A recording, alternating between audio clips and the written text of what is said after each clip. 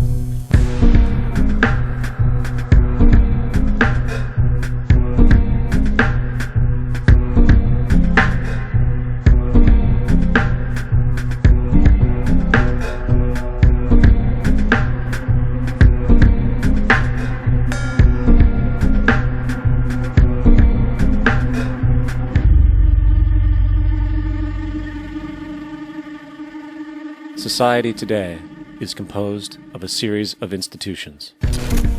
From political institutions, legal institutions, religious institutions, to institutions of social class, familial values, and occupational specialization, it is obvious the profound influence these traditionalized structures have in shaping our understandings and perspectives. Yet, of all the social institutions we are born into, directed by, and conditioned upon, there seems to be no system as taken for granted and misunderstood as the monetary system. Taking on nearly religious proportions, the established monetary institution exists as one of the most unquestioned forms of faith there is. How money is created, the policies by which it is governed, and how it truly affects society are unregistered interests of the great majority of the population.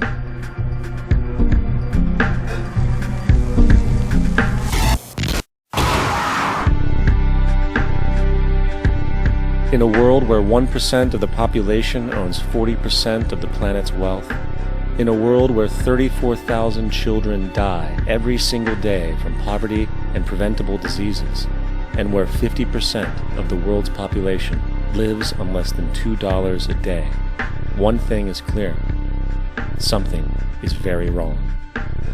And whether we are aware of it or not, the lifeblood of all of our established institutions, and thus society itself, is money. Therefore, understanding this institution of monetary policy is critical to understanding why our lives are the way they are. Unfortunately, economics is often viewed with confusion and boredom. Endless streams of financial jargon coupled with intimidating mathematics quickly deters people from attempts at understanding it. However, the fact is, the complexity associated with the financial system is a mere mask, designed to conceal one of the most socially paralyzing structures humanity has ever endured.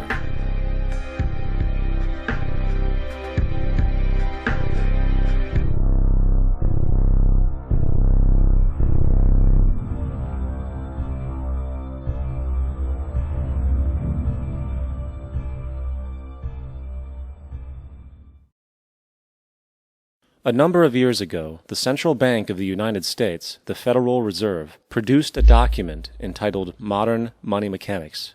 This publication detailed the institutionalized practice of money creation as utilized by the Federal Reserve and the web of global commercial banks it supports. On the opening page, the document states its objective.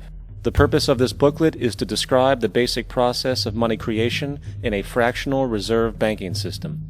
It then proceeds to describe this fractional reserve process through various banking terminology, a translation of which goes something like this.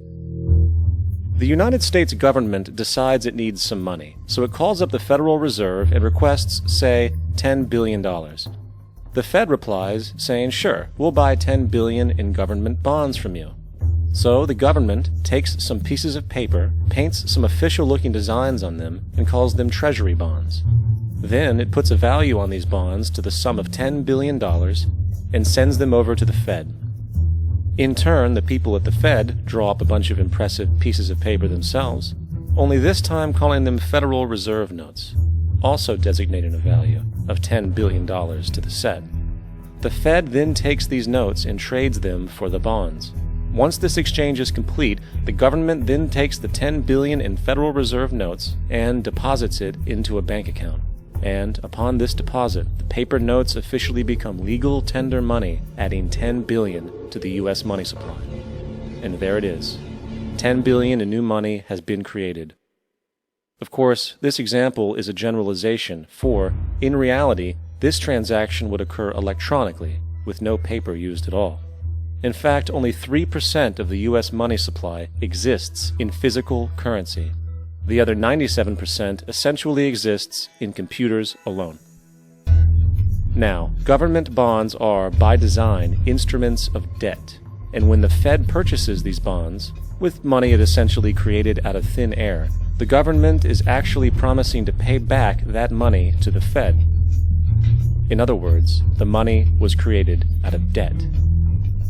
This mind-numbing paradox of how money or value can be created out of debt or a liability will become more clear as we further this exercise. So, the exchange has been made and now $10 billion sits in a commercial bank account. Here's where it gets really interesting. For as based on the fractional reserve practice, that $10 billion deposit instantly becomes part of the bank's reserves, just as all deposits do.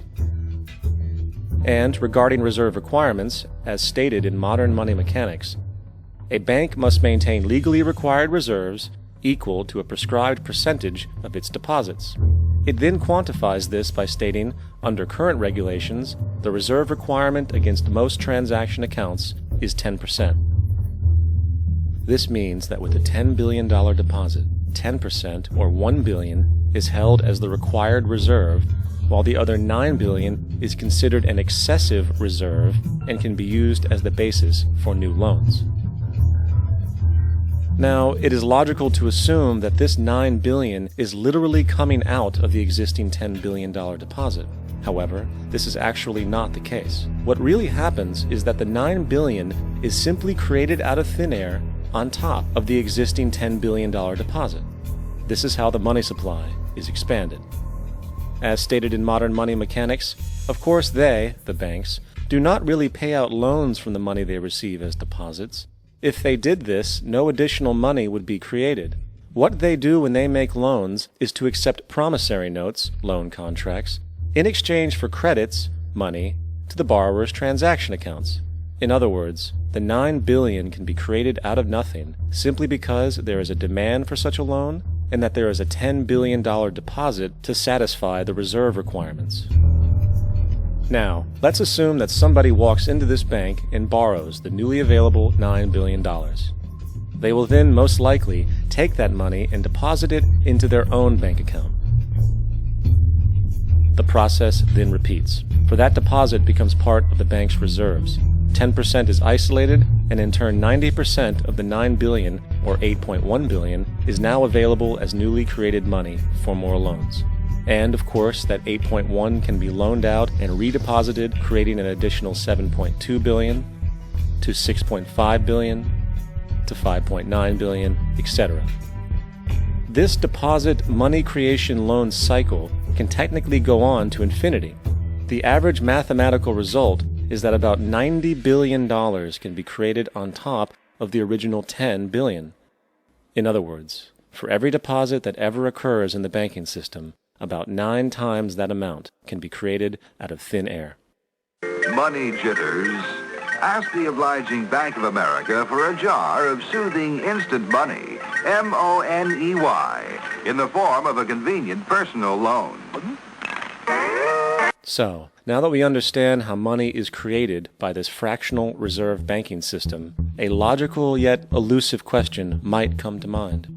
What is actually giving this newly created money value? The answer? The money that already exists.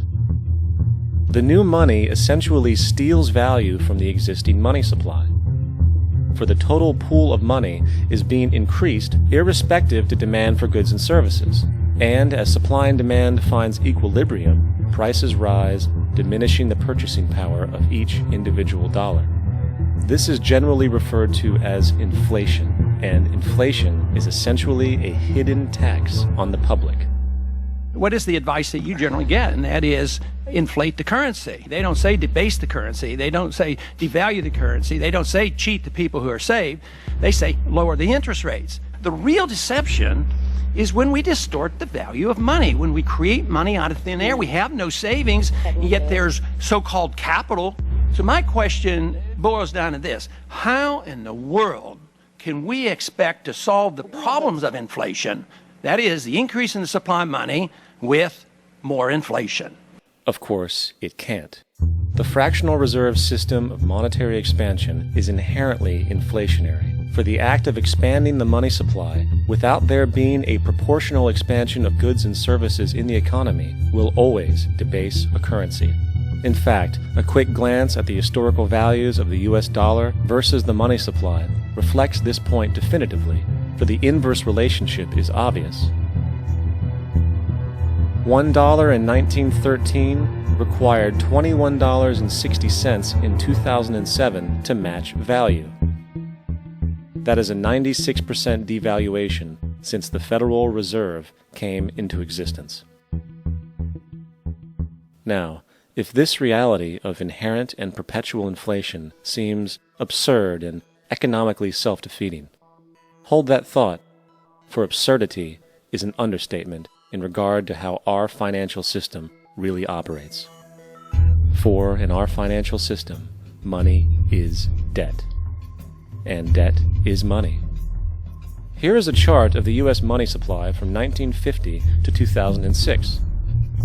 Here is a chart of the U.S. national debt for the same period. How interesting it is that the trends are virtually the same. For the more money there is, the more debt there is. The more debt there is, the more money there is. To put it a different way, every single dollar in your wallet is owed to somebody by somebody. For remember, the only way the money can come into existence is from loans. Therefore, if everyone in the country were able to pay off all debts, including the government, there would not be $1 in circulation.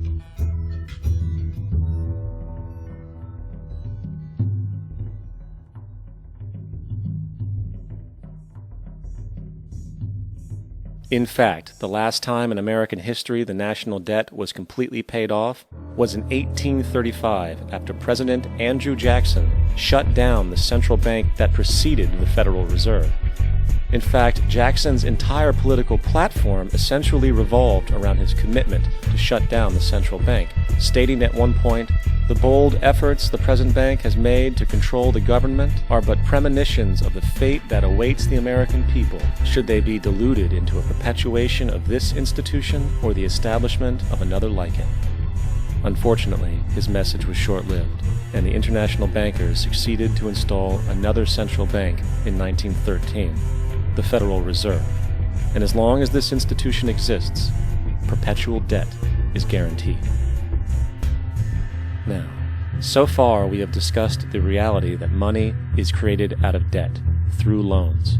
These loans are based on a bank's reserves, and reserves are derived from deposits. And through this fractional reserve system, any one deposit can create 9 times its original value, in turn debasing the existing money supply, raising prices in society.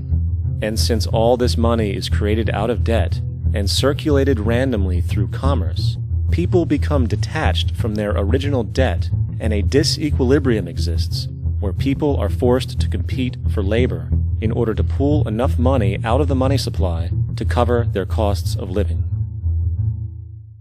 As dysfunctional and backwards as all of this might seem, there is still one thing we have omitted from this equation. And it is this element of the structure which reveals the truly fraudulent nature of the system itself: the application of interest. When the government borrows money from the Fed, or when a person borrows money from a bank, it almost always has to be paid back with accrued interest. In other words, almost every single dollar that exists must be eventually returned to a bank with interest paid as well. But if all money is borrowed from the central bank and is expanded by commercial banks through loans, only what would be referred to as the principal is being created in the money supply. So then, where is the money to cover all of the interest that is charged? Nowhere. It doesn't exist. The ramifications of this are staggering, for the amount of money owed back to the banks will always exceed the amount of money that is available in circulation. This is why inflation is a constant in the economy, for new money is always needed to help cover the perpetual deficit built into the system, caused by the need to pay the interest.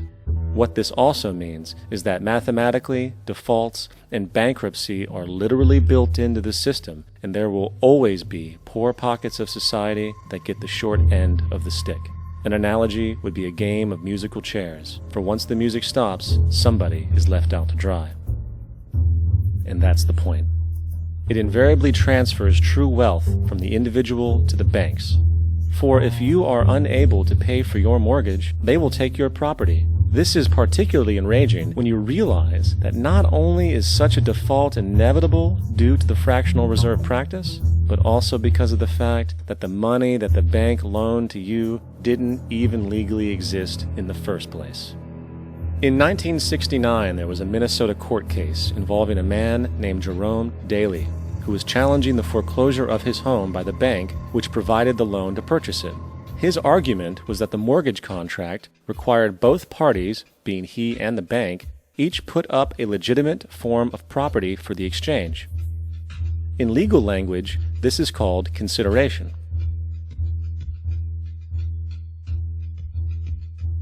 Mr. Daley explained that the money was, in fact, not the property of the bank, for it was created out of nothing as soon as the loan agreement was signed. Remember what modern money mechanics stated about loans? What they do when they make loans is to accept promissory notes in exchange for credits. Reserves are unchanged by the loan transactions, but deposit credits constitute new additions to the total deposits of the banking system. In other words, the money doesn't come out of their existing assets. the bank is simply inventing it, putting up nothing of its own except for a theoretical liability on paper. As the court case progressed, the bank's president, Mr. Morgan, took the stand, and in the judge's personal memorandum, he recalled that the plaintiff, bank's president, admitted that, in combination with the Federal Reserve Bank, did create the money and credit upon its books by bookkeeping entry. The money and credit first came into existence when they created it. Mr. Morgan admitted that no United States law or statute existed which gave him the right to do this. A lawful consideration must exist and be tendered to support the note. The jury found that there was no lawful consideration, and I agree. He also poetically added, "Only God can create something of value out of nothing." And upon this revelation, the court rejected the bank's claim for foreclosure, and Daley kept his home. The implications of this court decision are immense. For every time you borrow money from a bank, whether it is a mortgage loan or a credit card charge, the money given to you is not only counterfeit, it is an illegitimate form of consideration, and hence voids the contract to repay, for the bank never had the money as property to begin with.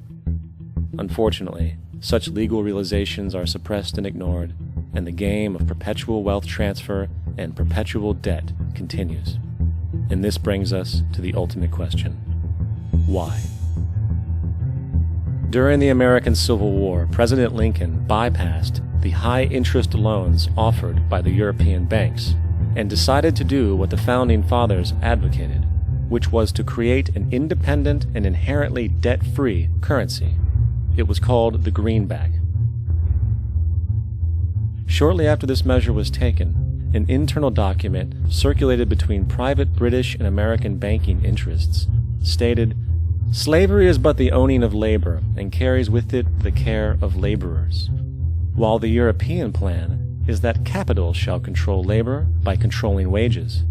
This can be done by controlling the money. It will not do to allow the greenback, as we cannot control that."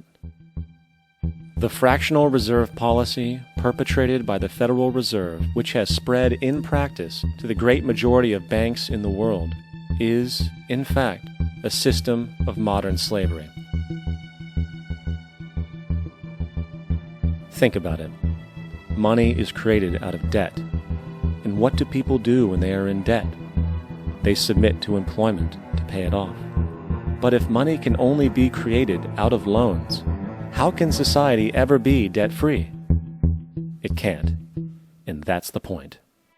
And it is the fear of losing assets coupled with the struggle to keep up with the perpetual debt and inflation inherent in the system, compounded by the inescapable scarcity within the money supply itself, created by the interest that can never be repaid, that keeps the wage slave in line, running on the hamster wheel with millions of others, in effect powering an empire that truly benefits only the elite at the top of the pyramid.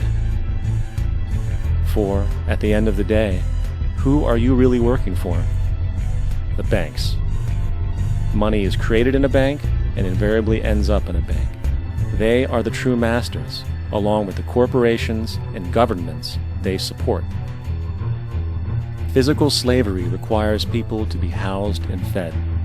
Economic slavery requires people to feed and house themselves.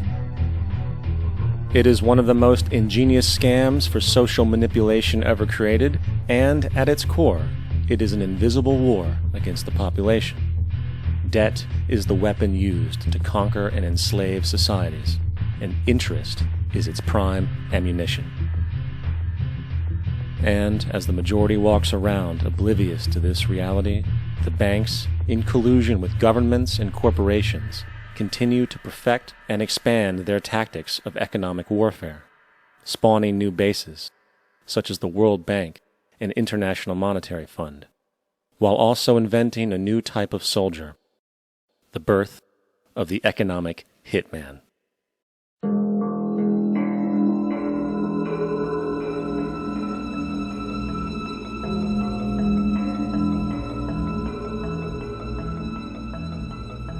We economic hitmen really have been the ones responsible for creating this first truly global empire.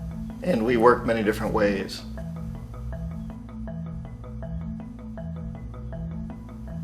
But perhaps the most common is that we will identify a country that has resources our corporations covet, like oil, and then arrange a huge loan to that country from the World Bank or one of its sister organizations. But the money never actually goes to the country. Instead, it goes to our big corporations to build infrastructure projects in that country, power plants, industrial parks, ports, things that benefit a few rich people in that country, in addition to our corporations, but really don't help the majority of the people at all. However, those people, the whole country is left holding a huge debt. It's such a big debt they can't repay it, and that's part of the plan, that they can't repay it. And so at some point, we economic hitmen go back to them and say, listen, you owe us a lot of money, can't pay your debt, so sell your oil real cheap to our oil companies. Allow us to build a military base in your country, or send troops in support of ours to someplace in the world like Iraq, or vote with us on the next UN vote.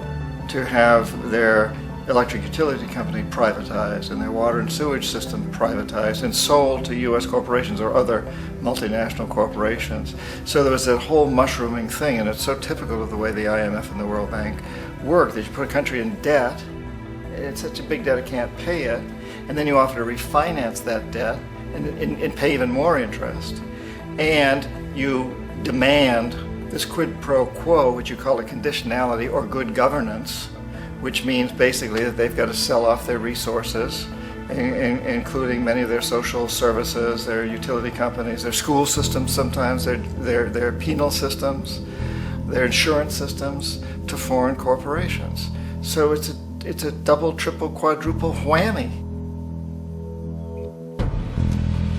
The precedent for economic hitmen really began back in the early 50s when democratically elected Mossadegh, who was elected in Iran, he was considered to be the hope for democracy in the Middle East and around the world. He was Time Magazine's Man of the Year. But one of the things that he'd run on and began to implement was the idea that foreign oil companies needed to pay the Iranian people a lot more for the oil that they were taking out of Iran. The Iranian people should benefit from their own oil. Strange policy. We didn't like that, of course. But we were afraid to do what we normally were doing, which was to send in the military. Instead, we sent in one CIA agent, Kermit Roosevelt, Teddy Roosevelt's relative. And Kermit went in with a few $1 million and was very, very effective and efficient. And in a short amount of time, he managed to get Mossadegh overthrown and brought in the Shah of Iran to replace him, who always was favorable to oil. And it was extremely effective. Bombs overflow Tehran. Army officers shout that Mossadegh has surrendered and his regime as virtual dictator of Iran is ended. Pictures of the Shah are paraded through the streets as sentiment reverses. The Shah is welcomed home. So back here in the United States, in Washington, people looked around and said, wow, that was easy and cheap. So this established a whole new way of manipulating countries, of creating empire. The only problem with Roosevelt was that he was a card-carrying CIA agent, and had he been caught, the ramifications could have been pretty serious. So very quickly at that point, the decision was made to use private consultants to channel the money through the World Bank or the IMF or one of the other such agencies, to bring in people like me who worked for private companies, so that if we got caught, there would be no governmental ramifications.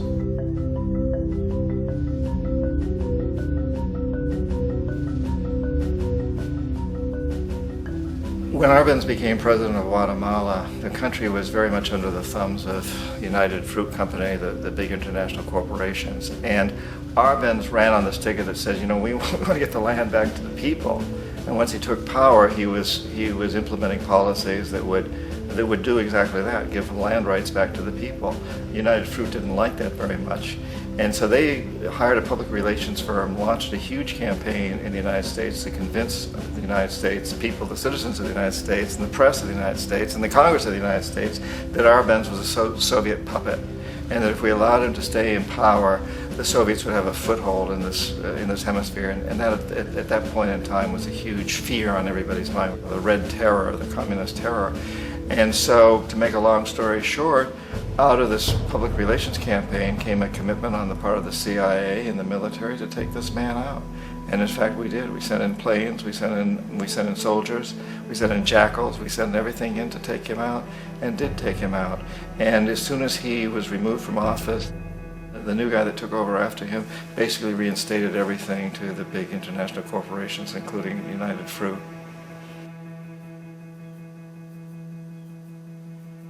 Ecuador for many, many years had been ruled by pro-US dictators, often relatively brutal. Then it was decided that they were going to have a truly democratic election. Jaime Roldos ran for office, and his main goal, he said, as president would be to make sure that Ecuador's resources were used to help the people. And he won, overwhelming, by more votes than anybody had ever won anything in Ecuador. And he began to implement these policies to make sure that the profits from oil went to help the people. Well, we didn't like that in the United States. I was sent down as one of several economic hitmen to change Roldos, to corrupt him, to bring him around, to let him know, okay, you can get very rich, you and your family, if you play our game, but if you continue to try to keep these policies you've promised, you're going to go. He wouldn't listen. He was assassinated.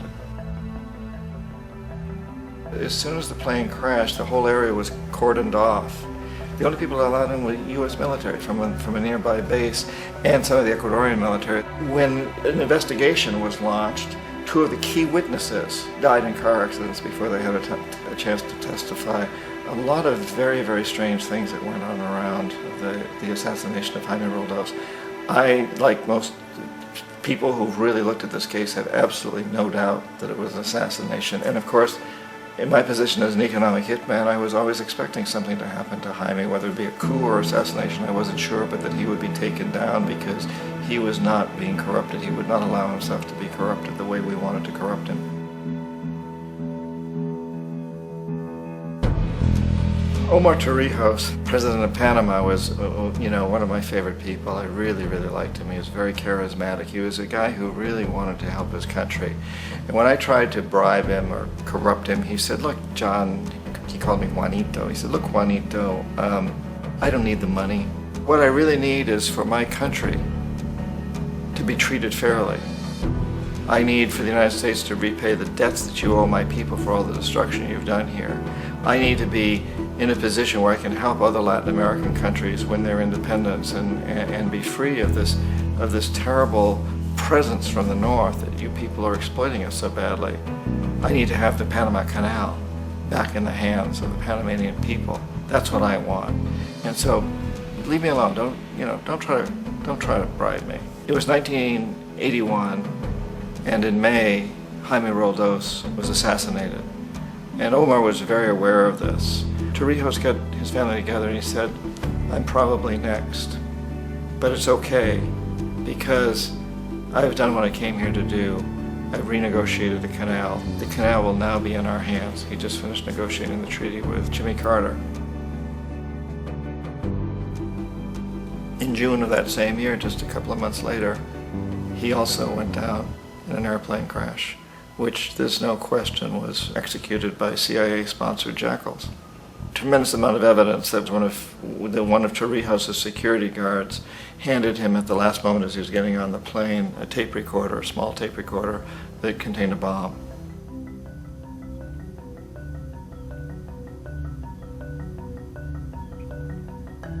It is interesting to me how this system has continued pretty much the same way for years and years and years, except the economic hitmen have got better and better and better. Then we come up with, very recently, what happened in Venezuela. In 1998, Hugo Chavez gets elected president, following a long line of presidents who had been very corrupt and basically destroyed the economy of the country. And Chavez was elected amidst all that. Chavez stood up to the United States, and he's done it primarily demanding that Venezuelan oil be used to help the Venezuelan people. Well, we didn't like that in the United States. So in 2002, a coup was staged, which there's no question in my mind, and most other people's minds, that the CIA was behind that coup.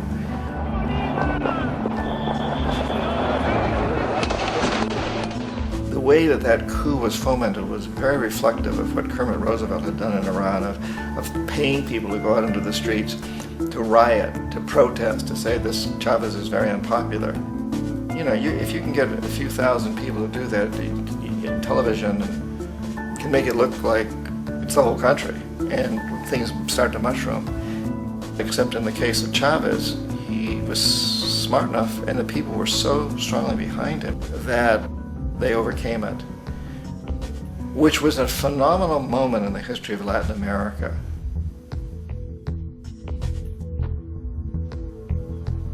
Iraq actually is a perfect example of the way the whole system works. So we economic hitmen are the first line of defense. We go in, we try to corrupt governments and get them to accept these huge loans, which we then use as leverage to basically own them. If we fail, as I failed in Panama with Omar Torrijos and in Ecuador with Jaime Roldos, men who refused to be corrupted, then the second line of defense is we send in the jackals. And the jackals either overthrow governments or they assassinate. And once that happens and a new government comes in, and boy, it's going to toe the line because the new president knows what will happen if he doesn't. In the case of Iraq, both of those things failed. Economic hitmen were not able to get through to Saddam Hussein. We tried very hard. We tried to get him to accept a deal very similar to what the House of Saud had accepted in Saudi Arabia, but he wouldn't accept it. And so the jackals went in to take him out. They couldn't do it. His security was very good. After all, he had one time worked for the CIA. He'd been hired to assassinate a former president of Iraq and failed, but he knew the system. So in '91, we send in the troops and we take out the Iraqi military. So we assume at that point that Saddam Hussein is going to come around. We could have taken him out, of course, at that time, but we didn't want to. He's the kind of strong man we like. He controls his people. We thought he could control the Kurds and keep the Iranians in their border and keep pumping oil for us. And then once we took out his military, now he's going to come around. So the economic hitmen go back in the 90s without success. If they'd had success, he'd still be running the country. We'd be selling him all the fighter jets he wants and everything else he wants. But they couldn't. They didn't have success. The jackals couldn't take him out again. So we sent the military in once again, and this time we did the complete job and took him out, and in the process created for ourselves some very, very lucrative construction deals. We had to reconstruct a country that we'd essentially destroyed, which is a pretty good deal if you own construction companies, big ones. So, you know, Iraq shows the three stages. The economic hitmen failed there, the jackals failed there, and as a final measure, the military goes in. And in that way, we've really created an empire, but we've done it very, very subtly. It's clandestine.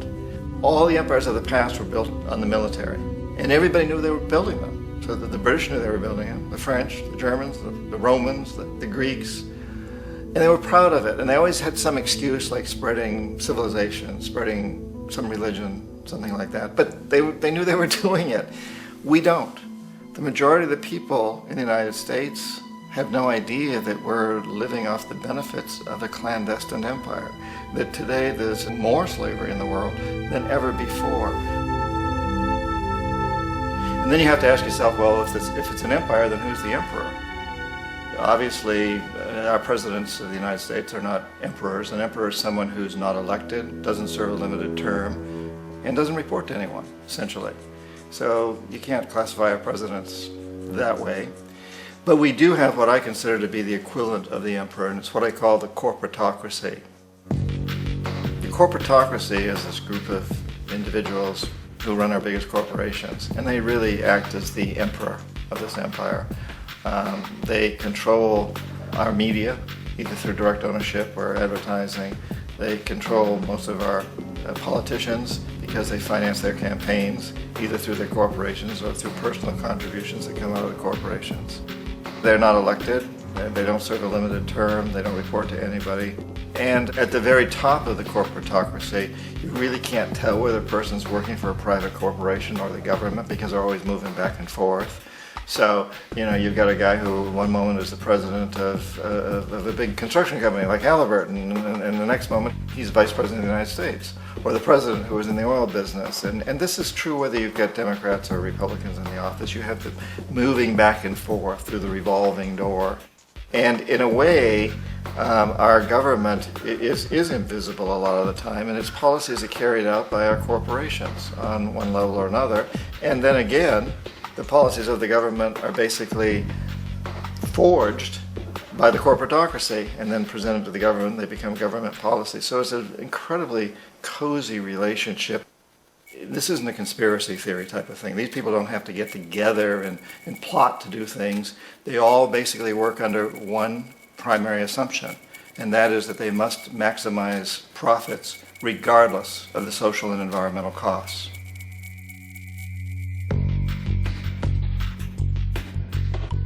This process of manipulation by the corporatocracy through the use of debt, bribery, and political overthrow is called globalization. Just as the Federal Reserve keeps the American public in a position of indentured servitude through perpetual debt, inflation, and interest, the World Bank and IMF serve this role on a global scale. The basic scam is simple. Put a country in debt either by its own indiscretion or through corrupting the leader of that country, then impose conditionalities or structural adjustment policies, often consisting of the following. Currency devaluation. When the value of a currency drops, so does everything valued in it. This makes indigenous resources available to predator countries at a fraction of their worth. Large funding cuts for social programs. These usually include education and healthcare, compromising the well-being and integrity of the society, leaving the public vulnerable to exploitation. Privatization of state-owned enterprises. This means that socially important systems can be purchased and regulated by foreign corporations for profit. For example, in 1999, the World Bank insisted that the Bolivian government sell the public water system of its third largest city to a subsidy of the U.S. corporation Bechtel. As soon as this occurred, water bills for the already impoverished local residents skyrocketed. It wasn't until after a full-blown revolt by the people that the Bechtel contract was nullified. Then there is trade liberalization, or the opening up of the economy through removing any restrictions on foreign trade. This allows for a number of abusive economic manifestations, such as transnational corporations bringing in their own mass-produced products, undercutting the indigenous production and ruining local economies. An example is Jamaica, which, after accepting loans and conditionalities from the World Bank, lost its largest cash crop markets due to competition with Western imports. Today, countless farmers are out of work, for they are unable to compete with the large corporations. Another variation is the creation of numerous, seemingly unnoticed, unregulated, inhumane sweatshop factories, which take advantage of the imposed economic hardship. Additionally, due to production deregulation, environmental destruction is perpetual, as a country's resources are often exploited by the indifferent corporations while outputting large amounts of deliberate pollution. The largest environmental lawsuit in the history of the world today is being brought on behalf of 30,000 Ecuadorian Amazonian people against Texaco, which is now owned by Chevron. So today it's against Chevron, but for activities conducted by Texaco. Estimated to be more than 18 times what the Exxon Valdez dumped into the coast of Alaska.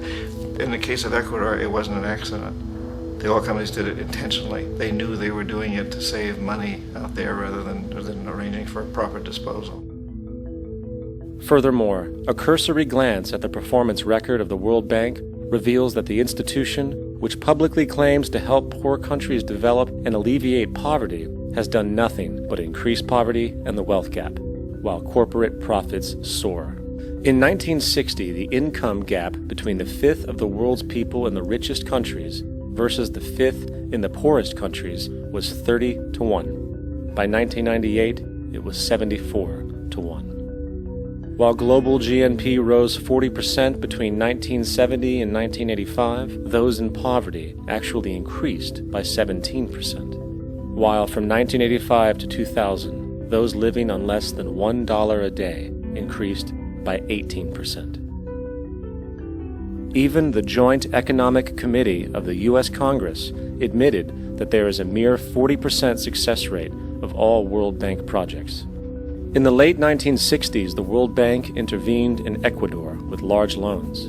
During the next 30 years, poverty grew from 50% to 70%. Under or unemployment grew from 15 to 70%. Public debt increased from 240 million to 16 billion, while the share of resources allocated to the poor went from 20% to 6%. In fact, by the year 2000, 50% of Ecuador's national budget had to be allocated for paying its debts. It is important to understand the World Bank is, in fact, a U.S. bank, supporting U.S. interests, for the United States holds veto power over decisions, as it is the largest provider of capital. And where did it get this money? You guessed it. It made it out of thin air through the fractional reserve banking system. Of the world's top 100 economies, as based on annual GDP, 51 are corporations, and 47 of that 51 are U.S.-based. Walmart, General Motors, and Exxon are more economically powerful than Saudi Arabia, Poland, Norway, South Africa, Finland, Indonesia, and many others. And, as protective trade barriers are broken down, currencies tossed together and manipulated in floating markets, and state economies overturned in favor of open competition and global capitalism, the empire expands. You get up on your little 21-inch screen and howl about America and democracy. There is no America. There is no democracy. There is only IBM and ITT and AT&T and DuPont, Dow, Union Carbide, and Exxon. Those are the nations of the world today. What do you think the Russians talk about in their councils of state? Karl Marx?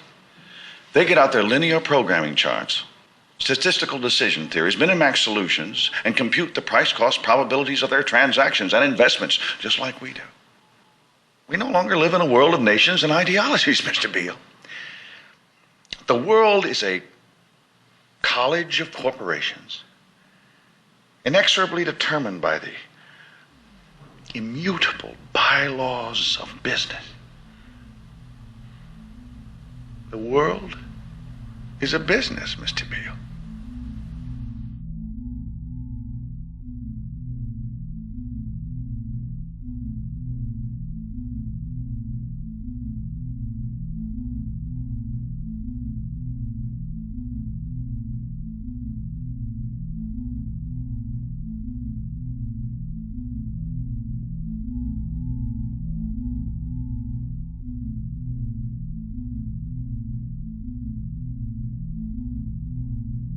The world is being taken over by a handful of business powers who dominate the natural resources we need to live while controlling the money we need to obtain these resources. The end result will be world monopoly, based not on human life, but financial and corporate power. And as the inequality grows, naturally more and more people are becoming desperate. So the establishment was forced to come up with a new way to deal with anyone who challenges the system. So they gave birth to the terrorist.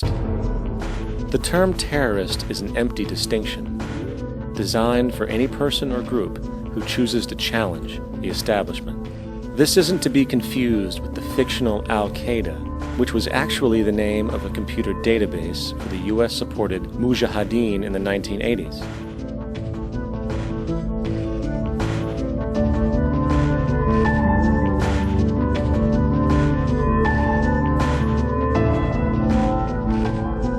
In 2007, the Department of Defense received $161.8 billion for the so-called global war on terrorism. According to the National Counterterrorism Center, in 2004, roughly 2,000 people were killed internationally due to supposed terrorist acts. Of that number, 70 were American.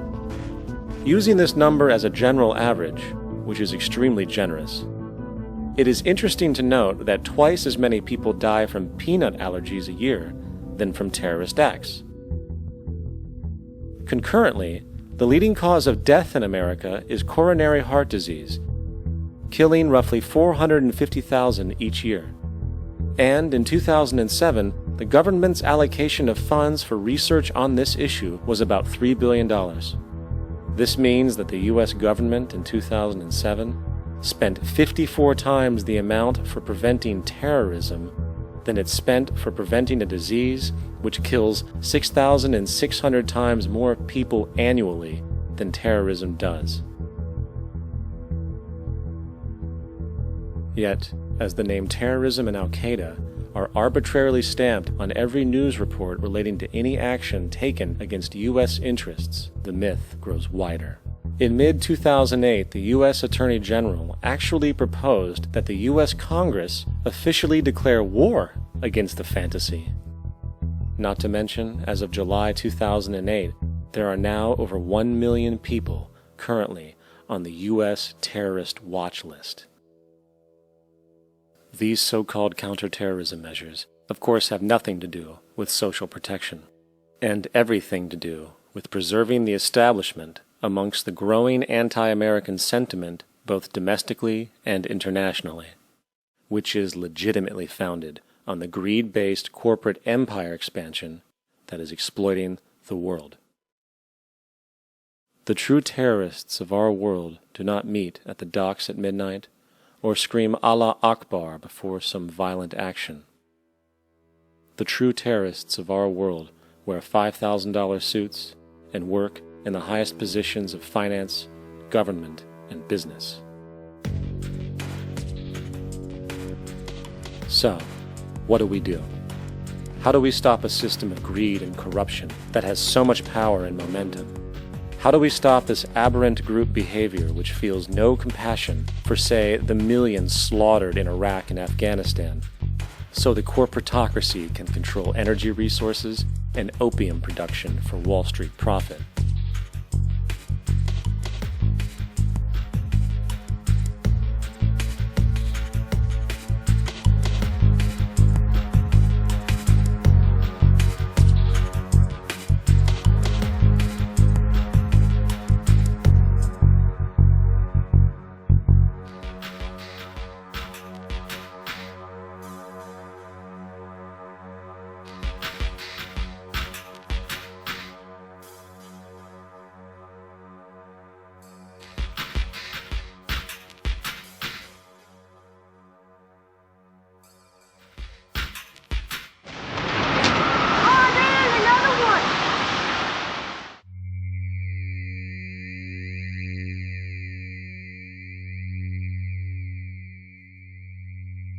How do we stop a system of greed and corruption that condemns poor populations to sweatshop slavery for the benefit of Madison Avenue?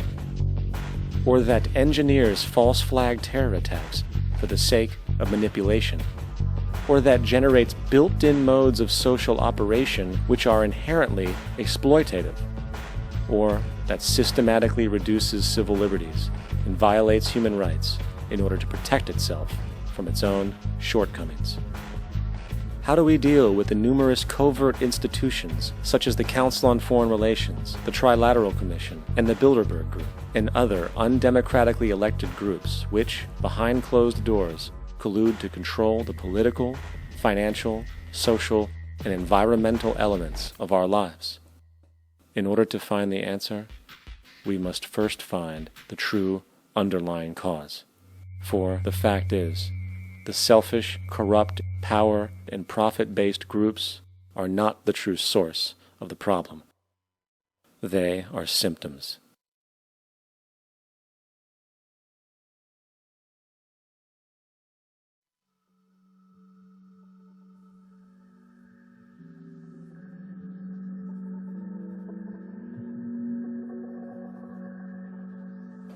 My name is Jock Fresco. I'm an industrial designer and a social engineer. I'm very much interested in society and developing a system that might be sustainable for all people. First of all, the word corruption is a monetary invention. That aberrant behavior that's disruptive to the well-being of people, while you're dealing with human behavior. And human behavior appears to be environmentally determined, meaning if you were raised by the Seminole Indians as a baby, never saw anything else, you'd hold that value system. And this goes for nations, it goes for individuals, for families. They try to indoctrinate their children to their particular faith and their country and make them feel like they're part of that. And they build a society which they call established. They establish a workable point of view and tend to perpetuate that, whereas all societies are really emergent, not established. And so they fight new ideas that would interfere with the establishment. Governments try to perpetuate that which keeps them in power. People are not elected to political office to change things. They're put there to keep things the way they are. So you see, the basis of corruption is in our society. Let me make it clear. All nations, then, are basically corrupt because they tend to uphold existing institutions. I don't mean to uphold or downgrade all nations, but communism, socialism, fascism, the free enterprise system, and all other subcultures are the same. They are all basically corrupt.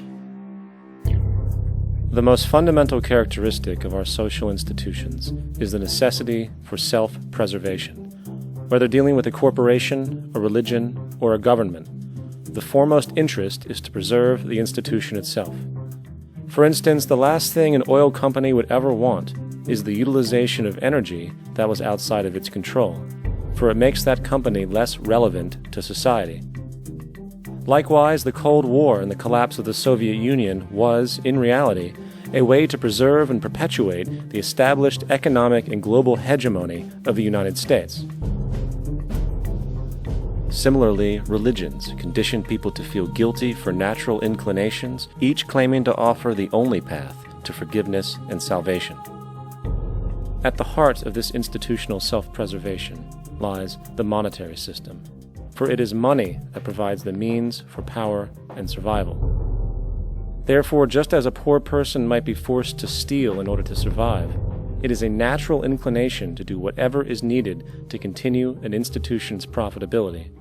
This makes it inherently difficult for profit-based institutions to change, for it puts in jeopardy not only the survival of large groups of people, but also the coveted materialistic lifestyles associated with affluence and power. Therefore, the paralyzing necessity to preserve an institution, regardless of its social relevance, is largely rooted in the need for money or profit.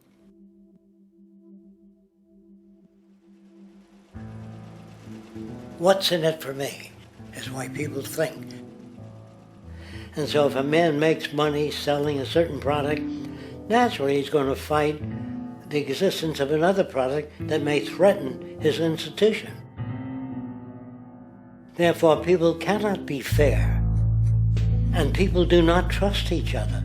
A guy will come over to you and say, I got just the house you're looking for. He's a salesman. When a doctor says, I think your kidney has to come out, I don't know if he's trying to pay off a yacht or that my kidney has to come out. It's hard in a monetary system to trust people. If you came into my store and I said, this lamp that I've got is pretty good, but the lamp next door is much better, I wouldn't be in business very long. It wouldn't work. If I were ethical, it wouldn't work. So when you say industry cares for people, that's not true. They can't afford to be ethical.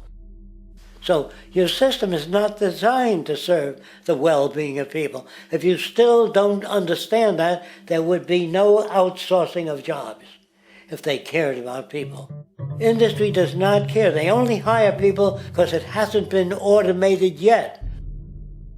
So don't talk about decency and ethics. We cannot afford it and remain in business. It is important to point out that regardless of the social system, whether fascist, socialist, capitalist, or communist, The underlying mechanism is still money, labor, and competition. Communist China is no less capitalistic than the United States. The only difference is the degree by which the state intervenes in enterprise. The reality is that monetaryism, so to speak, is the true mechanism that guides the interests of all the countries on the planet.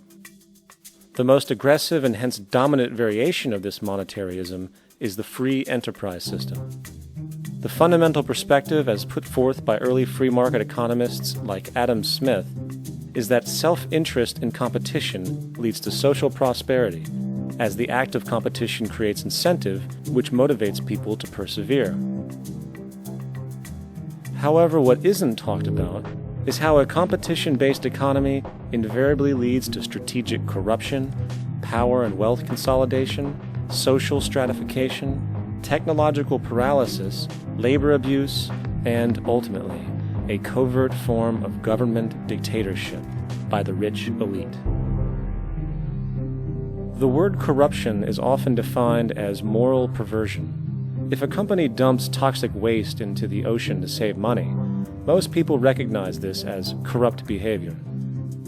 On a more subtle level, when Walmart moves into a small town and forces small businesses to shut down for they are unable to compete, a gray area emerges.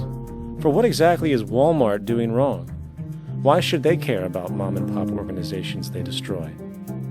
Yet, even more subtly, when a person gets fired from their job because a new machine has been created which can do the work for less money, people tend to just accept that as the way it is, not seeing the inherent corrupt inhumanity of such an action. Because the fact is, whether it is dumping toxic waste, having a monopoly enterprise, or downsizing the workforce, the motive is the same: profit. They are all different degrees of the same self-preserving mechanism, which always puts the well-being of people second to monetary gain. Therefore, corruption is not some byproduct of monetaryism. It is the very foundation. And while most people acknowledge this tendency on one level or another, the majority remains naive as to the broad ramifications of having such a selfish mechanism as the guiding mentality in society.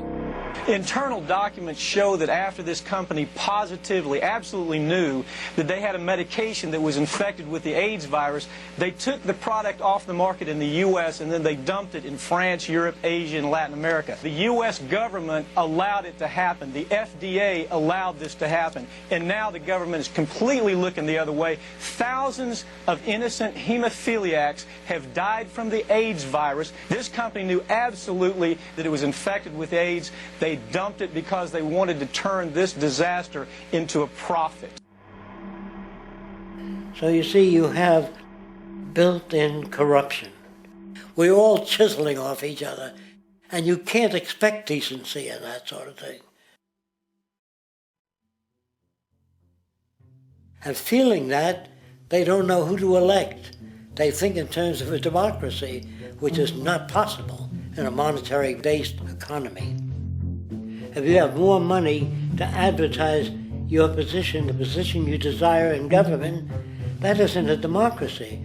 It serves those in positions of differential advantage. So it's always a dictatorship of the elitists, the financially wealthy.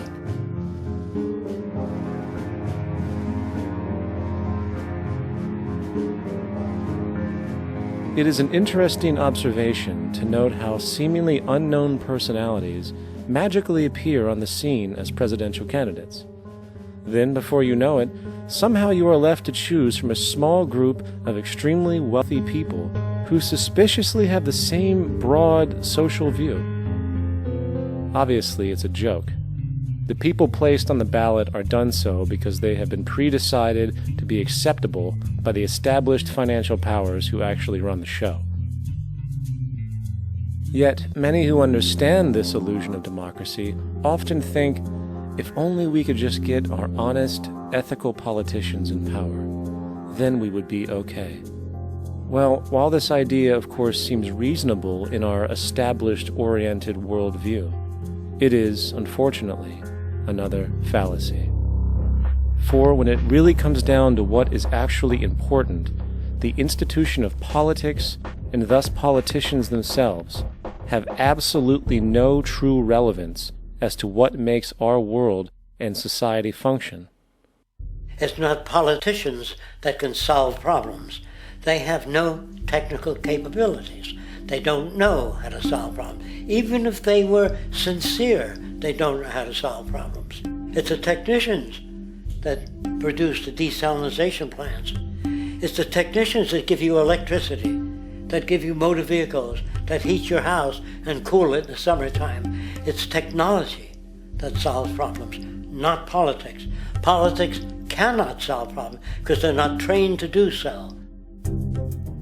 Very few people today stop and consider what it is that actually improves their lives. Is it money? Obviously not. One cannot eat money or stuff money into their car to get it to run. Is it politics? All politicians can do is create laws, establish budgets, and declare war. Is it religion? Of course not. Religion creates nothing except intangible emotional solace for those who require it. The true gift that we as human beings have, which has been solely responsible for everything that has improved our lives, is technology. What is technology? Technology is a pencil which allows one to solidify ideas on paper for communication. Technology is an automobile which allows one to travel faster than feet would allow. Technology is a pair of eyeglasses which enables sight for those who need it. Applied technology itself is merely an extension of human attributes which reduces human effort, freeing humans from a particular chore or problem. Imagine what your life would be like today without a telephone, or an oven, or a computer, or an airplane. Everything in your home which you take for granted, from a doorbell to a table to a dishwasher, is technology generated from the creative, scientific ingenuity of human technicians, not money, politics, or religion. These are false institutions. And writing your congressman is fantastic. They tell you to write your congressman if you want something done. The men in Washington should be at the forefront of technology, the forefront of human studies, the forefront of crime, all the factors that shape human behavior. You don't have to write your congressman. What kind of people are they that are appointed to do that job? The future will have great difficulty. And the question that's raised by politicians is, how much will a project cost? The question is not, how much will it cost? Do we have the resources? And we have the resources today to house everyone, build hospitals all over the world, build schools all over the world, the finest equipment and labs for teaching and doing medical research. So you see, we have all that, but we're in a monetary system. And in a monetary system, there's profit. And what is the fundamental mechanism that drives the profit system besides self-interest? What is it exactly that maintains that competitive edge at its core? Is it high efficiency and sustainability? No. That isn't part of their design. Nothing produced in our profit-based society is even remotely sustainable or efficient. If it was, there wouldn't be a multi-million-dollar-a-year service industry for automobiles, nor would the average lifespan for most electronics be less than 3 months before they're obsolete. Is it abundance? Absolutely not. Abundance, as based on the laws of supply and demand, is actually a negative thing. If a diamond company finds 10 times the usual amount of diamonds during their mining, it means the supply of diamonds has increased, which means the cost and profit per diamond drops. The fact is, efficiency, sustainability, and abundance are enemies of profit. To put it into a word, it is the mechanism of scarcity that increases profits. What is scarcity? Based on keeping products valuable. Slowing up production on oil raises the price. Maintaining scarcity of diamonds keeps the price high.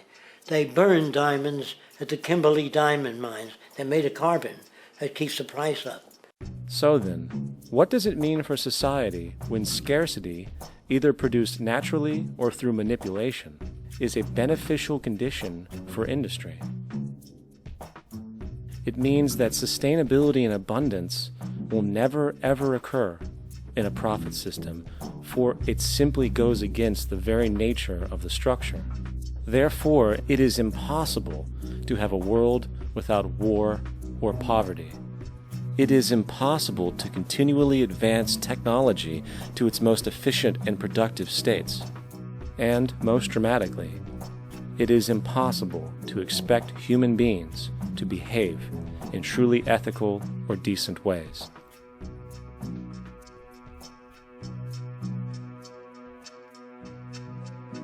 People use the word instinct because they can't account for the behavior.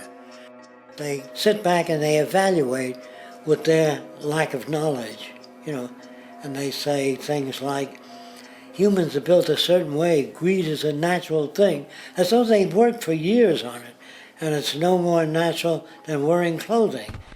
What we want to do is to eliminate the causes of the problems, eliminate the processes that produce greed and bigotry and prejudice and people taking advantage of one another and elitism, eliminating the need for prisons and welfare.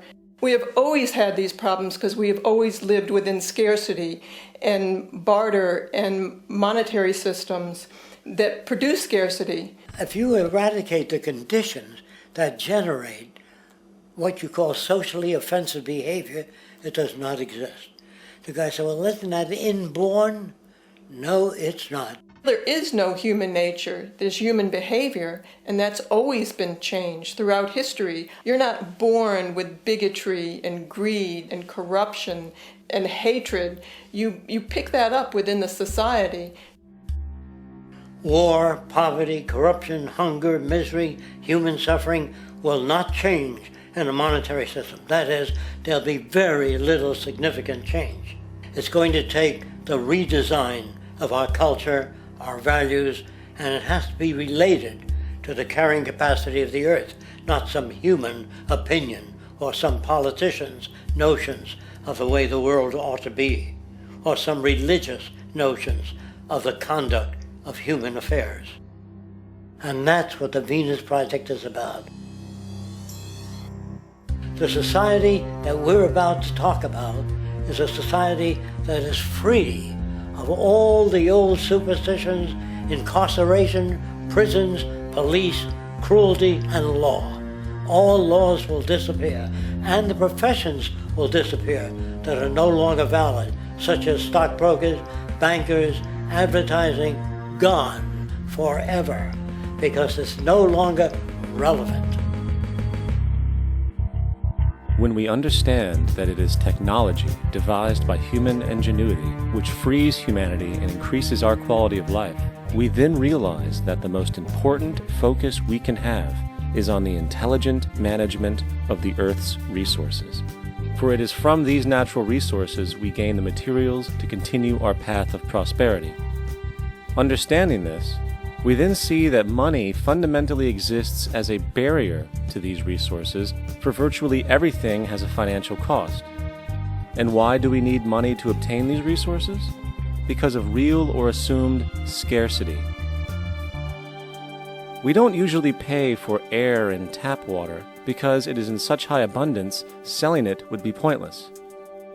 So then, logically speaking, if resources and technologies applicable to creating everything in our societies, such as houses, cities, and transportation, were in high enough abundance, there would be no reason to sell anything. Likewise, if automation and machinery was so technologically advanced as to relieve human beings of labor, there would be no reason to have a job. And with these social aspects taken care of, there would be no reason to have money at all. So the ultimate question remains: do we on Earth have enough resources and technological understanding to create a society of such abundance that everything we have now could be available without a price tag and without the need for submission through employment? Yes, we do. We have the resources and technology to enable this at a minimum, along with the ability to raise the standard of living so high that people in the future will look back at our civilization now and gawk at how primitive and immature our society was. What the Venus Project proposes is an entirely different system that's updated to present-day knowledge. We've never given scientists the problem of how do you design a society which would eliminate boring and monotonous jobs, that would eliminate accidents in transportation, that would enable people to have a high standard of living, that would eliminate poisons in our food, that would give us other sources of energy that are clean and efficient. We can do that out there.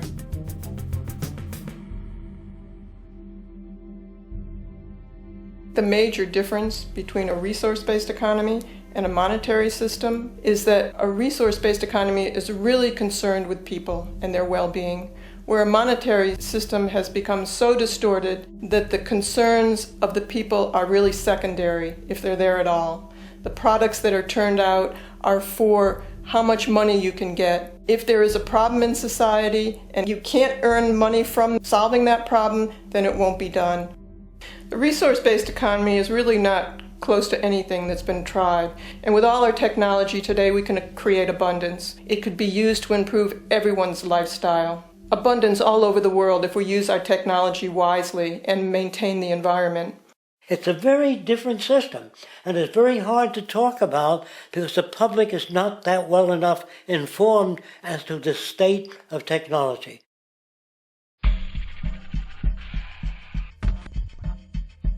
At present, we don't have to burn fossil fuels. We don't have to use anything that would contaminate the environment. There are many sources of energy available. Alternative energy solutions pushed by the establishment, such as hydrogen, biomass, and even nuclear, are highly insufficient, dangerous, and exist only to perpetuate the profit structure that industry has created. When we look beyond the propaganda and self-serving solutions put forth by the energy companies, we find a seemingly endless stream of clean, abundant, and renewable energy for generating power. Solar and wind energy are well known to the public, but the true potential of these mediums remains unexpressed. Solar energy, derived from the sun, has such abundance that 1 hour of light at high noon contains more energy than what the entire world consumes in a year. If we could capture 1/100% of this energy, the world would never have to use oil, gas, or anything else. The question then is not availability, but the technology to harness it. And there are many advanced mediums today which could accomplish just that, if they were not hindered by the need to compete for market share with the established energy power structures. Then there's wind energy. Wind energy has long been denounced as weak, and due to being location-driven, impractical. This is simply not true. The U.S. Department of Energy admitted in 2007 that if wind was fully harvested in just 3 of America's 50 states, it could power the entire nation. And then there are the rather unknown mediums of tidal and wave power. Tidal power is derived from tidal shifts in the ocean. Installing turbines which capture this movement generates energy. In the United Kingdom, 42 sites are currently noted as available, forecasting that 34% of all the UK's energy could come from tidal power alone. Wave power, which extracts energy from the surface motions of the ocean, is estimated to have a global potential of up to 80,000 terawatt-hours a year. This means 50% of the entire planet's energy usage could be produced from this medium alone. Now, it is important to point out that tidal, wave, solar, and wind power requires virtually no preliminary energy to harness, unlike coal, oil, gas, biomass, hydrogen, and all the others. In combination, these 4 mediums alone, if efficiently harnessed through technology, could power the world forever. That being said, there happens to be another form of clean, renewable energy which trumps them all: geothermal power. Geothermal energy utilizes what is called heat mining, which, through a simple process using water, is able to generate massive amounts of clean energy. In 2006, an MIT report on geothermal energy found that 13,000 zettajoules of power are currently available in the Earth, with the possibility of 2,000 zettajoules being easily tappable with improved technology. The total energy consumption of all the countries on the planet is about half of a zettajoule a year. This means about 4,000 years of planetary power could be harnessed in this medium alone.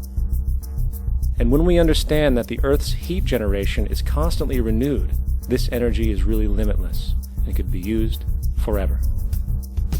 These energy sources are only a few of the clean, renewable mediums available, and as time goes on, we will find more.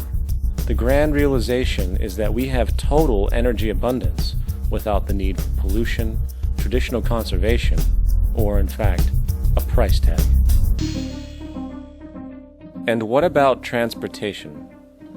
The prevailing means of transportation in our societies is by automobile and aircraft, both of which predominantly need fossil fuels to run. In the case of the automobile, the battery technology needed to power an electric car that can go over 100 miles an hour for over 200 miles on one charge exists, and has existed for many years. However, due to battery patents controlled by the oil industry, which limits their availability to maintain market share, coupled with political pressure from the energy industry, the accessibility and affordability of this technology is limited. There is absolutely no reason other than pure, corrupt profit interest that every single vehicle in the world cannot be electric and utterly clean, with zero need for gasoline. As far as airplanes, it is time we realize that this means of travel is inefficient, cumbersome, slow, and causes far too much pollution. This is a maglev train. It uses magnets for propulsion. It is fully suspended by a magnetic field and requires less than 2% of the energy used for plane travel. The train has no wheels, so nothing can wear out. The current maximum speed of versions of this technology, as used in Japan, is 361 miles per hour. However, this version of the technology is very dated. An organization called ET3, which has connections with the Venus Project, has established a tube-based maglev that can travel up to 4,000 miles per hour in a motionless, frictionless tube, which can go over land or underwater. Imagine going from LA to New York for an extended lunch break, or from Washington, D.C. to Beijing, China in 2 hours. This is the future of continental and intercontinental travel, fast, clean, with only a fraction of the energy usage we use today for the same means. In fact, between maglev technology, advanced battery storage, and geothermal energy, there would be no reason to ever burn fossil fuels again. And we can do this now if we were not held back by the paralyzing profit structure. Now, America is inclined toward fascism. It has a propensity by its dominant philosophy and religion to uphold the fascist point of view. American industry is essentially a fascist institution. If you don't understand that, the minute you punch that time clock, you walk into a dictatorship. We're given notions about the respectability of work, and I really look at it as being paid slavery. They're brought up to believe that you shall earn your living by the sweat of your brow. That holds people back. Freeing people from drudgery, repetitive jobs which make them ignorant. You rob them. In our society, that is a resource-based economy, machines free people. You see, we can't imagine that because we've never known that kind of world. If we look back at history, we see a very clear pattern of machine automation slowly replacing human labor. From the disappearance of the elevator man to the near full automation of an automobile production plant, the fact is, as technology grows, the need for humans in the workforce will continually be diminished. This creates a serious clash, which proves the falseness of the monetary-based labor system. For human employment is in direct competition with technological development. Therefore, given the fundamental priority of profit by industry, people through time will be continually laid off and replaced by machine. When industry takes on a machine, instead of shortening the workday, they downsize. You lose your job. So you have a right to fear machines. In a high-technology, resource-based economy, it is conservative to say that about 90% of all current occupations could be phased out by machines, freeing humans to live their life without servitude, for this is the point of technology itself. And through time, with nanotechnology and other highly advanced forms of science, it is not far-fetched to see how even complex medical procedures could be performed by machines as well, and based on the pattern, with much higher success rates than humans get today. The path is clear, but our monetary-based structure, which requires labor for income, blocks this progress, for humans need jobs in order to survive. The bottom line is that this system must go, or we will never be free, and technology will be constantly paralyzed. We have machines that clean out sewers. It frees a human being from doing that. So look at machines as extensions of human performance. Furthermore, many occupations today will have simply no basis to exist in a resource-based economy, such as anything associated with the management of money, advertising, along with the legal system itself. For without money, a great majority of the crimes that are committed today would never occur. Virtually all forms of crime are a consequence of the monetary system, either directly or by neuroses inflicted through financial deprivation. Therefore, laws themselves could eventually become extinct. Instead of putting up a sign, drive carefully, slippery when wet, put abrasive in the highway so it's not slippery when wet. And if a person gets in a car they're drunk and the car oscillates a great deal, there's a little pendulum that swings up and back, and that'll pull the car over to the side. Not a law solution. Put sonar and radar in automobiles so they can't hit one another. Man-made laws are attempts to deal with occurring problems, and not knowing how to solve them, they make a law. In the United States, the most privatized, capitalist country on the planet, it should come as no surprise that it also has the largest prison population in the world, growing every year. Statistically, most of these people are uneducated and come from poor, deprived societies. And, contrary to propaganda, it is this environmental conditioning which lures them into criminal and violent behavior. However, society looks the other way in regard to this point. The legal and prison systems are just more examples of how our society avoids examining the root causes of behavior. Billions are spent each year on prisons and police, while only a fraction is spent on programs for poverty, which is one of the most fundamental variables responsible for crime to begin with. And as long as we have an economic system which prefers and in fact creates scarcity and deprivation, crime will never go away.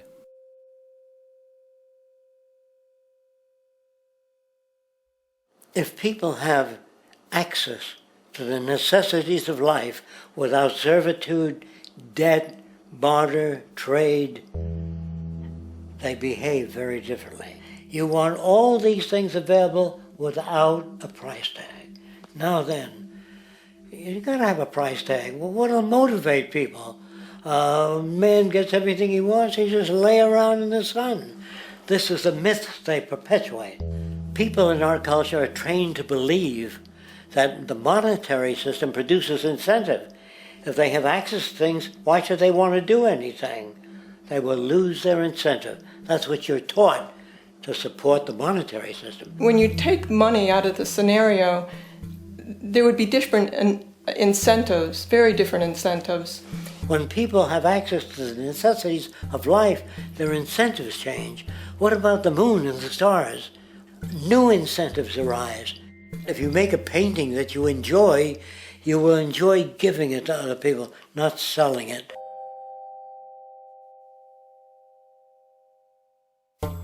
I think most of the education that I've seen today is essentially producing a person for a job. It's very specialized. They're not generalists. People don't know a lot about a lot of different subjects.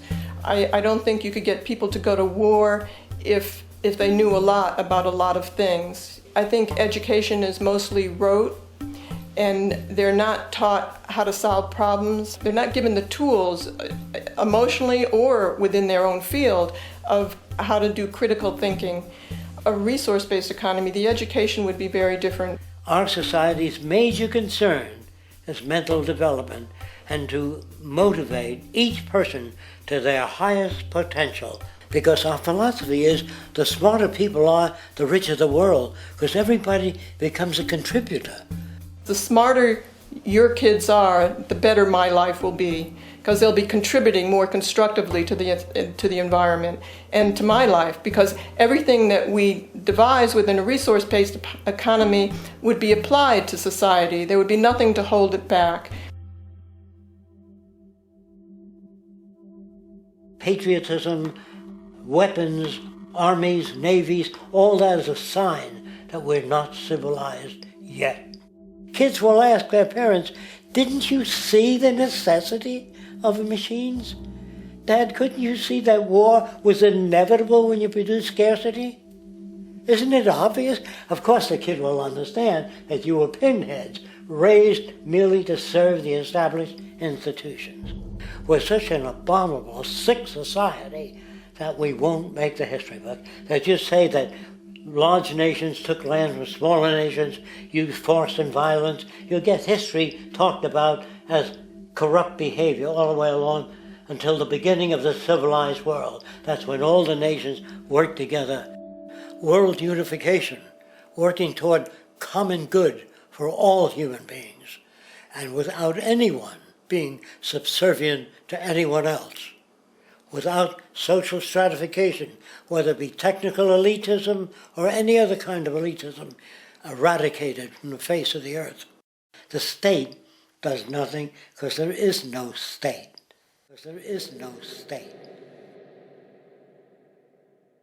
The system I advocate, a resource-based global economy, is not perfect. It's just a lot better than what we have. We can never achieve perfection.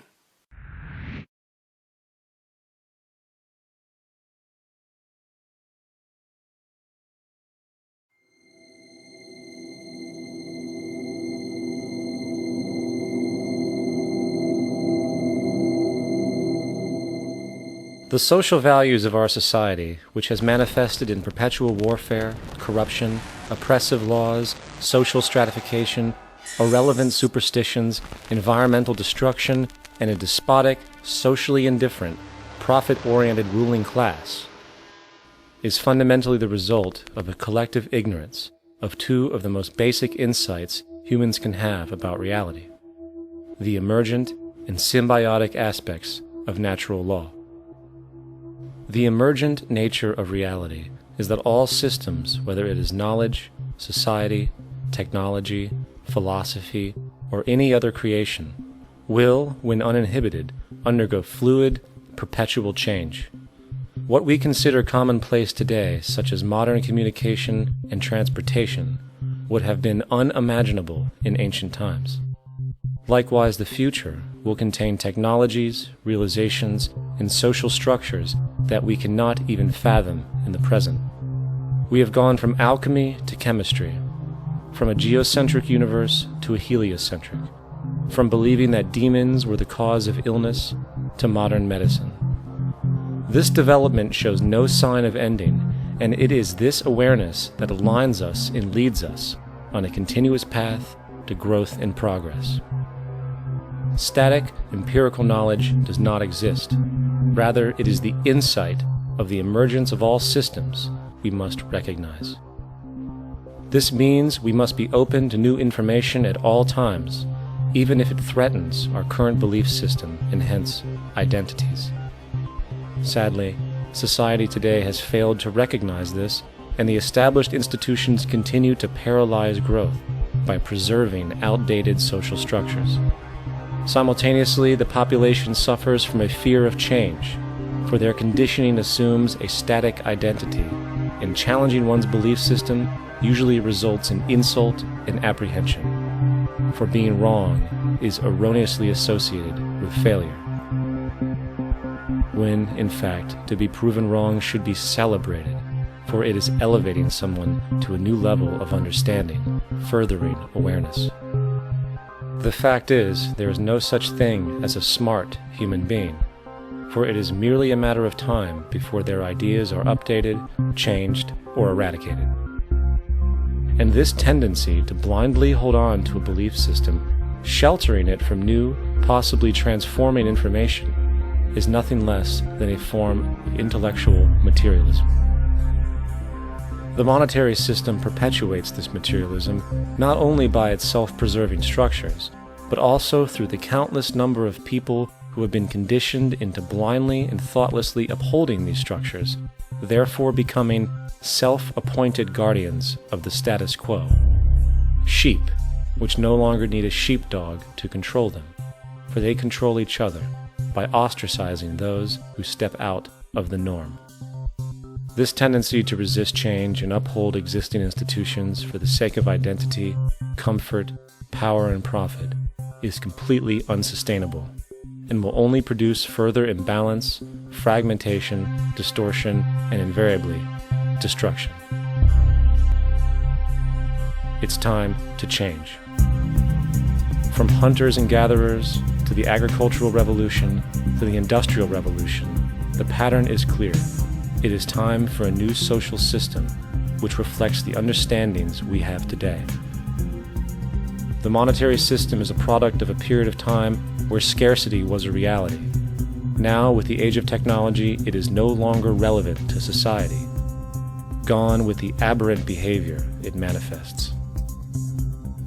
Likewise, dominant worldviews, such as theistic religion, operate with the same social irrelevancy. Islam, Christianity, Judaism, Hinduism, and all of the others exist as barriers to personal and social growth, for each group perpetuates a closed worldview, and this finite understanding that they acknowledge is simply not possible in an emergent universe. Yet, religion has succeeded in shutting down the awareness of this emergence by instilling the psychological distortion of faith upon its followers, where logic and new information is rejected in favor of traditionalized, outdated beliefs. The concept of God is really a method of accounting for the nature of things. In the early days, people didn't know enough about how things formed, how nature worked, so they invented their own little stories. And they made God in their own image. A guy that gets angry. When people don't behave right, he creates floods and earthquakes. They say it's an act of God. A cursory glance at the suppressed history of religion reveals that even the foundational myths themselves are emergent culminations, developed through influence over time. For example, a cardinal doctrine of the Christian faith is the death and resurrection of Christ. This notion is so important that the Bible itself states, "And if Christ be not risen, then is our preaching vain, and your faith is also vain."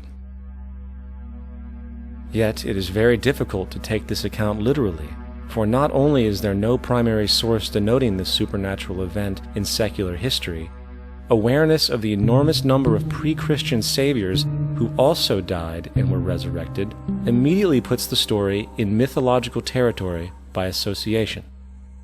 Early church figures such as Tertullian went to great lengths to break these associations, even claiming that the devil caused the similarities to occur, stating in the 2nd century, "The devil, whose business is to pervert the truth, mimics the exact circumstance of the divine sacraments. He baptizes his believers and promises forgiveness of sins. He celebrates the oblation of bread and brings in the symbol of the resurrection. Let us therefore acknowledge the craftiness of the devil, who copied certain things of those that be divine." What is truly sad, however, is that when we cease the idea that the stories from Christianity, Judaism, Islam, and all the others are literal history, and accept them for what they really are, which are purely allegorical expressions derived from many faiths, we see that all religions share a common thread, and it is this unifying imperative that needs to be recognized and appreciated. Religious belief has caused more fragmentation and conflict than any other ideology. Christianity alone has 34,000 different subgroups. The Bible is subject to interpretation. When you read it, you say, I think Jesus meant this. I think Job meant that. Oh no, he meant this. So you have the Lutheran, the Seventh-day Adventist, the Catholic, and a church divided is no church at all. And a church divided is no church at all. And this point on division, which is a trademark of all theistic religions, brings us to our second failure of awareness, the false assumption of separation through the rejection of the symbiotic relationship of life. Apart from the understanding that all natural systems are emergent, where all notions of reality will be constantly developed, altered, and even eradicated, we must also understand that all systems are, in fact, invented fragments, merely for the sake of conversation. For there is no such thing as independence in nature. The whole of nature is a unified system of interdependent variables, each a cause and a reaction, existing only as a concentrated whole. You don't see the plug connected to the environment, so it looks like we're free, wandering around. Take the oxygen away, we all die immediately. Take plant life away, we die. And without the sun, all the plants die. So we are connected. We really must take into account the totality. This isn't just a human experience on this planet. This is a total experience. And we know we can't survive without plants and animals. We know we can't survive without the four elements, you know. And so when are we going to really start taking that into account? That's what it is to be successful. Success depends on how well we relate to everything around us. I'm very aware of the fact that my grandson cannot possibly hope to inherit a sustainable, peaceful, stable, socially just world unless every child today growing up in Ethiopia, in Indonesia, in Bolivia, in Palestine, in Israel also has that same expectation. You got to take care of the whole community or you're going to have serious problems. And now we have to see that the whole world is the community. And we must all take care of each other that way. And it's not just a community of human beings. It's a community of plants and animals and elements. And we really need to understand that. That's what's going to bring us joy, too, and pleasure. That's what's missing in our lives right now. We can call it spirituality, but the fact of the matter is joy comes from that bliss of connectedness. That's our God spirit. That's that side of ourselves that really feels it. And you can feel it deep inside you. It's this amazing, wonderful feeling. And you know it when you get it. You don't get it from money. You get it from connection. Now, if that isn't a hazard to this country, how are we going to keep building nuclear weapons? You know what I mean? What's going to happen to the arms industry when we realize we're all one? It's going to fuck up the economy. The economy that's fake anyway. The economy that's fake anyway. The economy that's fake anyway. The economy that's fake anyway. The economy that's fake anyway. Which would be a real bummer. You can see why the government's cracking down on the idea of experiencing unconditional love.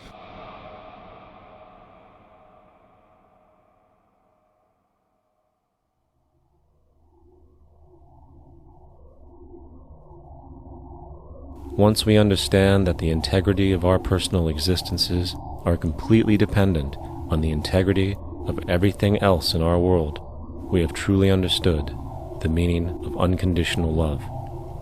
For love is extensionality, and seeing everything as you and you as everything can have no conditionalities. For, in fact, we are all everything at once.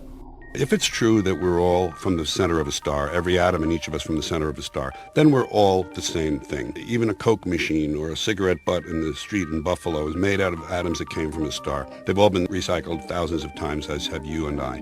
And therefore, it's only me out there. So what is there to be afraid of? What is there that needs solace-seeking? Nothing. There's nothing to be afraid of because it's all us. The trouble is we have been separated by being born and given a name and an identity and being individuated. We've been separated from the oneness, and that's what religion exploits, that people have this yearning to be part of the overall one again. So they exploit that. They call it God. They say he has rules. And I think it's cruel. I think you can do it absent religion.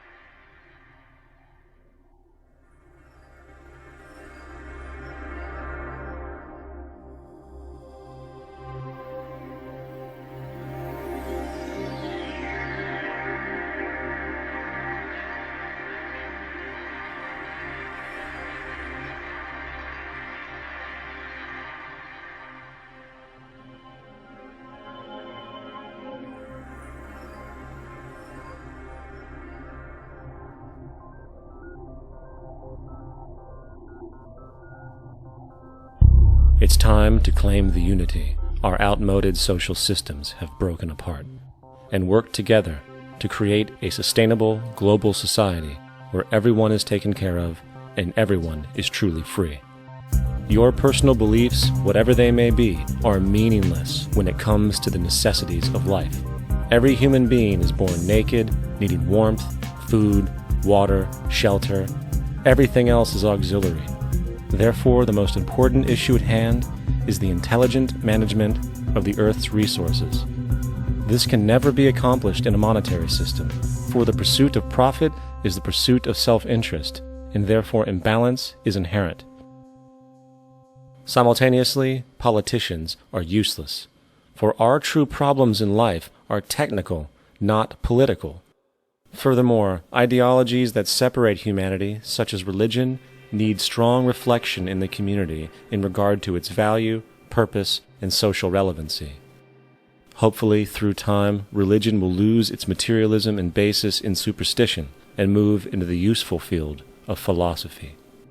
The fact is, society today is backwards, with politicians constantly talking about protection and security rather than creation, unity, and progress. The U.S. alone now spends about $500 billion annually on defense. That is enough to send every high school senior in America to a 4-year college. In the 1940s, the Manhattan Project produced the first true weapon of mass destruction. This program employed 130,000 people at an extreme financial cost. Imagine what our life would be like today if that group of scientists, instead of working on a way of killing people, worked on a way to create a self-sustaining, abundant world. Life today would be very, very different if that was their goal. Instead of weapons of mass destruction, it is time to unleash something much more powerful. Weapons of mass creation. Our true divinity is in our ability to create, and armed with the understanding of the symbiotic connections of life, while being guided by the emergent nature of reality, there is nothing we cannot do or accomplish. Of course, we face strong barriers in the form of established power structures that refuse to change. At the heart of these structures is the monetary system. As explained earlier, the fractional reserve policy is a form of slavery through debt, where it is literally impossible for society to be free. In turn, free market capitalism in the form of free trade uses debt to imprison the world and manipulate countries into subservience to a handful of large business and political powers. Apart from these obvious amoralities, the system itself is based on competition, which immediately destroys the possibility of large-scale collaborations for the common good, hence paralyzing any attempt at true global sustainability. These financial and corporate structures are now obsolete, and they must be outgrown. Of course, we cannot be naive enough to think that the business and financial elite are going to subscribe to this idea, for they will lose power and control. Therefore, peaceful yet highly strategic action must be taken. The most powerful course of action is simple. We have to alter our behavior to force the power structure to the will of the people. We must stop supporting the system. The only way the establishment will change is by our refusal to participate, while continuously acknowledging its endless flaws and corruptions.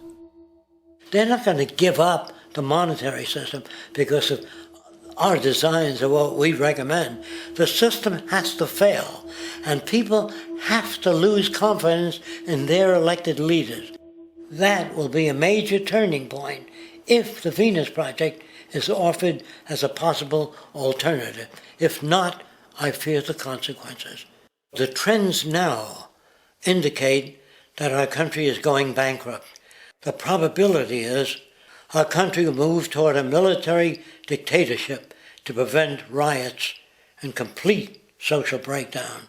Once the U.S. breaks down, all the other cultures will undergo similar things.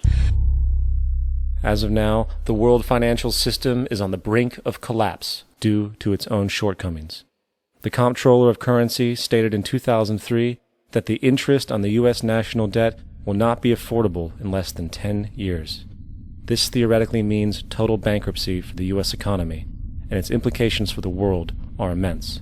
In turn, the fractional reserve-based monetary system is reaching its theoretical limits of expansion, and the banking failures you are seeing are just the beginning. This is why inflation is skyrocketing, all debt is at record levels, and the government and Fed are hemorrhaging new money to bail out the corrupt system. For the only way to keep the banks going is by making more money.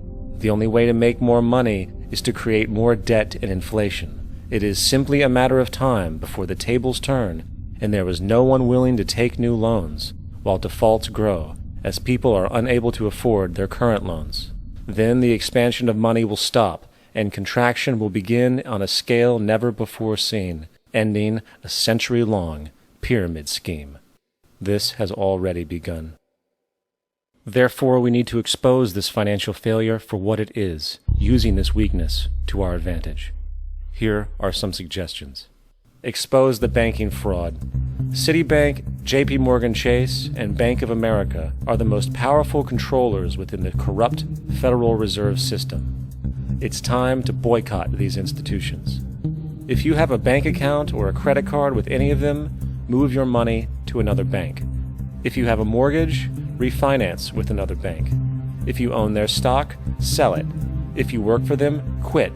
This gesture will express contempt for the true powers behind the private banking cartel known as the Federal Reserve, and create awareness about the fraud of the banking system itself. 2. Turn off the TV news. Visit the emerging independent news agencies on the internet for your information. CNN, NBC, ABC, Fox, and all the others present all news pre-filtered to maintain the status quo. With 4 corporations owning all major media outlets, objective information is impossible. This is the true beauty of the internet, and the establishment has been losing control because of this free flow of information. We must protect the internet at all times, as it is truly our savior right now. 3. Don't ever allow yourself, your family, or anyone you know to ever join the military. This is an obsolete institution now used exclusively for maintaining an establishment that is no longer relevant. U.S. soldiers in Iraq work for U.S. corporations, not the people.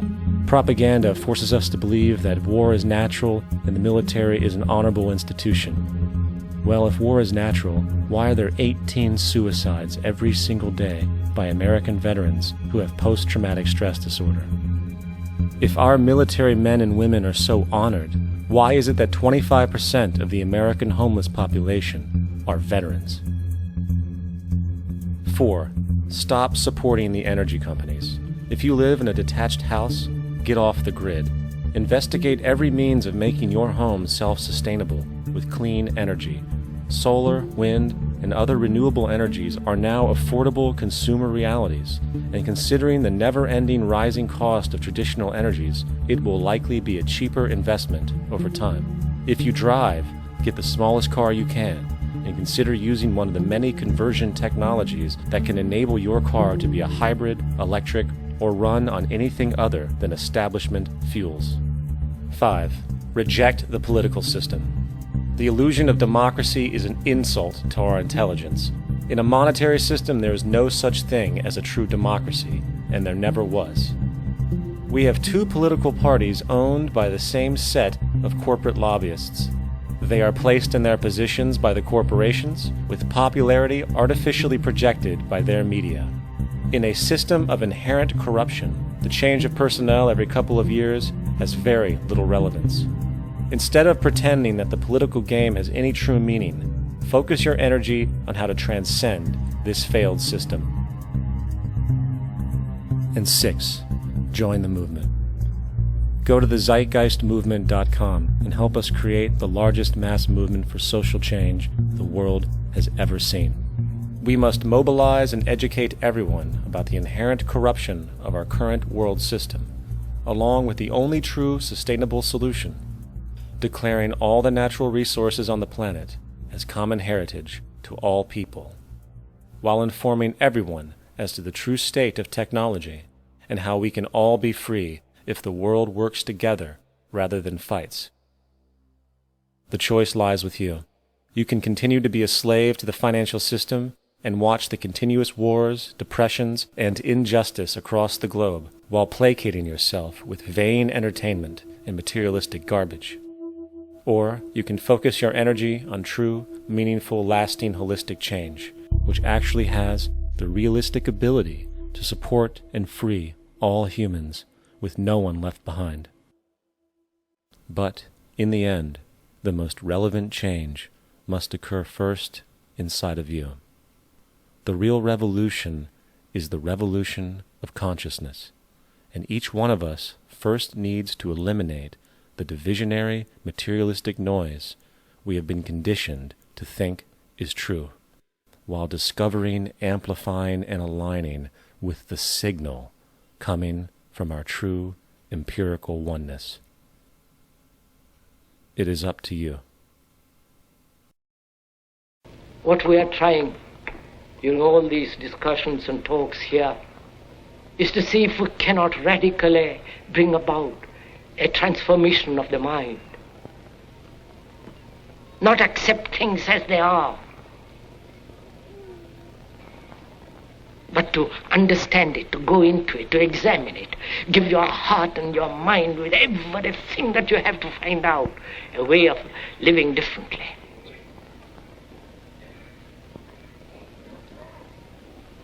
But that depends on you and not somebody else. Because in this there is no teacher, no pupil, there is no leader, there is no guru, there is no master, no savior. You yourself are the teacher and the pupil, you are the master, you are the guru, you are the leader. You are everything. And to understand is to transform what is.